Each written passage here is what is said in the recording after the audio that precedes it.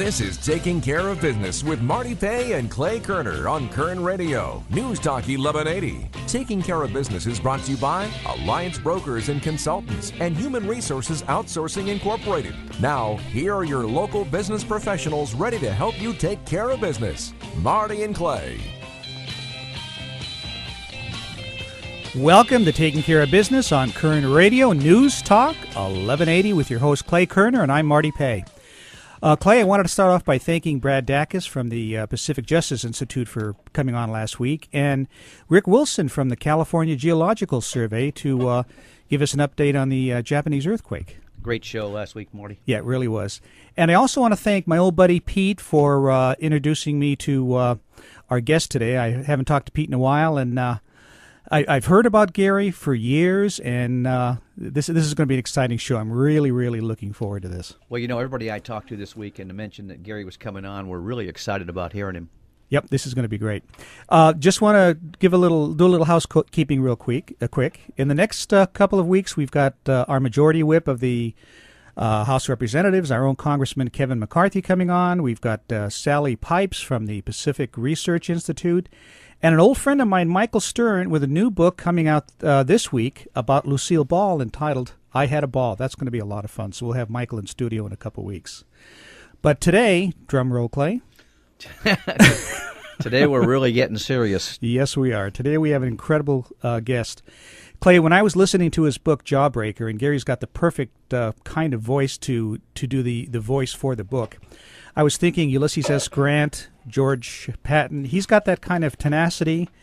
Our guest is the former CIA commander on the ground in Afghanistan, the man who had bin Laden in his sights in Tora Bora, Gary Berntsen. Gary, welcome to Taking Care of Business. Pleasure to be with you today, gentlemen.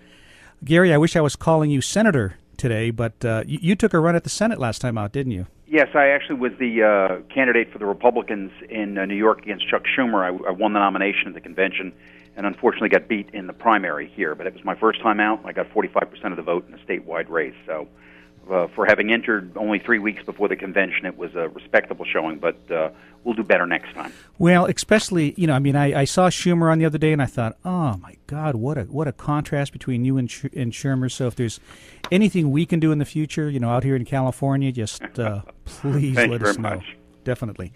So, Gary, your book, it's an incredible book, incredible story. You managed to accomplish in 6 weeks what the Russians couldn't do in 10 years. Well, I was very fortunate. I was, serving on CIA's largest team, the Jawbreaker team. And, of course, the book that I wrote was Jawbreaker, the attack on bin Laden and al-Qaeda. I had great people with me.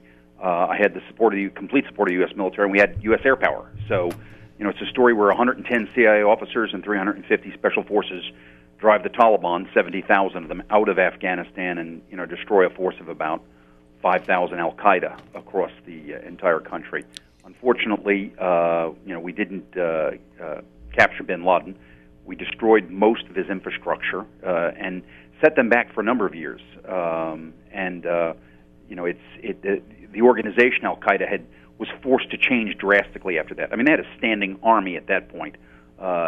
They've turned into an organization that relies on cells, and they've sold parts of it off to different individuals in different countries. You have parts of it in Indonesia, parts of it in Yemen. They're not what they were, but they still are dangerous.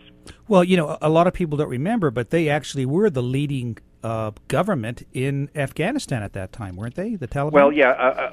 Osama bin Laden had actually married one of the daughters of Mullah Omar to sort of cement his relationship. Mm-hmm. Mullah Omar was the person who was leading the Taliban, and we gave them, the Taliban, an opportunity. After 9/11, we went to the Taliban and we said, turn over bin Laden, and we will not destroy you. They refused to do that, so we destroyed them as a military force and drove them out of the country.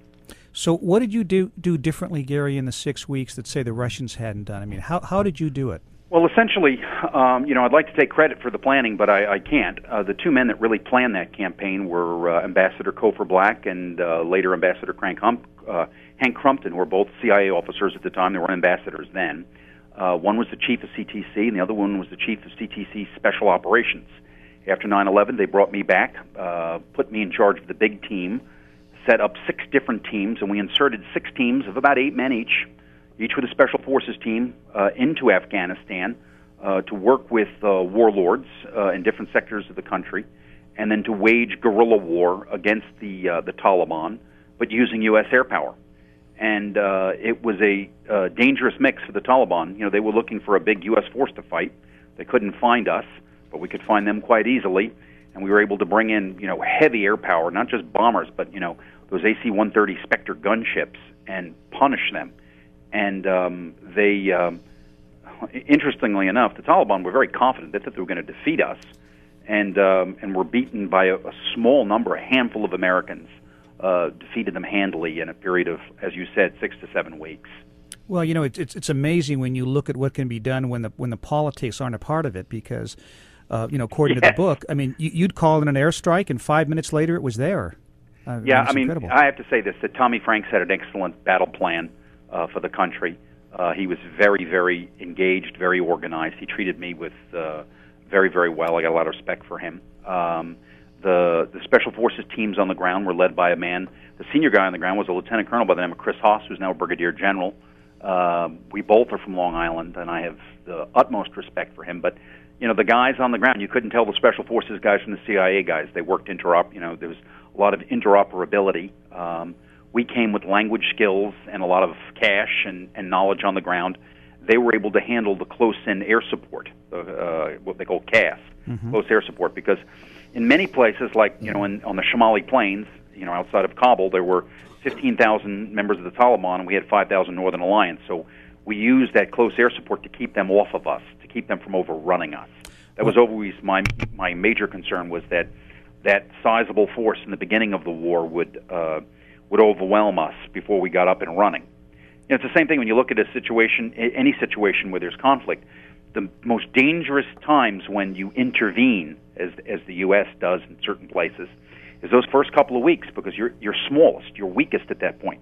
When Schwarzkopf went into Kuwait back in '91 with the U.S. forces, the real dangerous period were those first couple of weeks, as they were trying to get critical mass on the ground, because had Saddam attacked at that point, we had a limited number of forces, we would have taken heavy, heavy losses. Gary, why did the CIA not want you to publish this book? I think that, you know, at that point, you know, CIA allowed a couple of books to go out. They let the book Ghost Wars go out, which was a bestseller, and you know, got Steve Cole the Pulitzer Prize. They opened the files to him. They allowed Gary Schroen to publish his book, First In which he writes about me. And we had a change in director at that point. Porter Goss came in and said, no more books. Unfortunately, you know, we had an agreement, a legal agreement. I could write, but they got a chance to approve or disapprove what was written. And what they wanted to do, instead of, you know, approving or disapproving, is just, you know, pocket vetoing it and holding it for several years.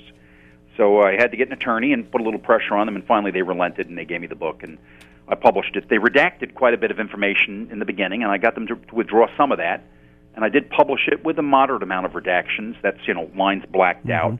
And then even after the book was published, they came back to me and they gave me 70% of what was redacted. What was taken out of the book has been given to me, but I just didn't republish, because the story was pretty much well told. Sure, by that time. When we come back, I'm going to ask you the obvious question. We're having a conversation with Gary Berntsen, the former CIA commander on the ground in Afghanistan, on Taking Care of Business on Kern Radio Newstalk 1180.